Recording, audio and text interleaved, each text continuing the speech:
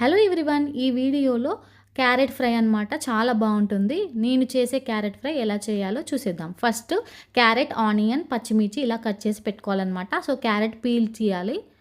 Next ప్యాన్లో oil వేసిన తర్వాత ఆయిల్ హీట్ అయిన తర్వాత ఆవాలు వేసిన తర్వాత జీలకర్ర ఇలా వేసుకొని, ఇది పప్పు ఏంటి అంటే శనగపప్పు అనమాట. సో ఇలా శనగపప్పు వేసుకోవాలి.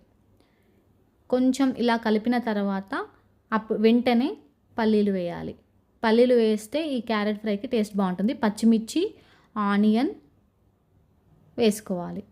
సో పల్లీలు అవి అంతా అంటే వేగిన తర్వాత పచ్చిమిర్చి, ఆనియన్ వేసిన తర్వాత కొంచెం ఆనియన్ వేగిన తర్వాత క్యారెట్ వేయాలన్నమాట. ఆనియన్ కంప్లీట్ వేగక ముందుకే మనం క్యారెట్ వేసుకుంటే ఏం కాదనమాట. వేసుకొని ఇలా మూత పెట్టుకొని మధ్యలో కలుపుతూ చూసుకోవాలి. క్యారెట్ మొత్తం ఫ్రై అయిన తర్వాత ఇప్పుడు చిల్లీ పౌడర్ వేసుకోవాలన్నమాట. సో తగినంత కారం పొడి వేసుకోవాలి. వేసుకున్న తర్వాత సాల్ట్ వేసుకొని అల్లం వెల్లుల్లి పేస్ట్ అలాగే పసుపు అన్నీ ఒకసారి వేసినా ఏం కాదు. ఇలా మిక్స్ చేసుకోవాలి.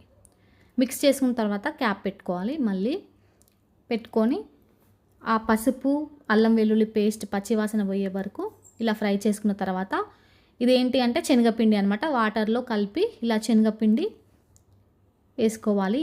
ఈ ఫ్రైకి, క్యారెట్ ఫ్రైకి ఈ శనగపిండి చాలా టేస్ట్ని ఇస్తుంది అనమాట. పల్లీలు, శనగపిండి. నెక్స్ట్ ధనియాల పొడి, ఆ తర్వాత గరం మసాలా ఉంటే వేసుకోవచ్చు, లేకుంటే స్కిప్ చేయొచ్చు. గరం మసాలా, ధనియాల పొడి వేసుకోండి. వేసుకున్న తర్వాత లాస్ట్కి కొత్తిమీర వేసుకొని డిష్ అవుట్ చేసుకుంటే క్యారెట్ ఫ్రై రెడీ అన్నమాట.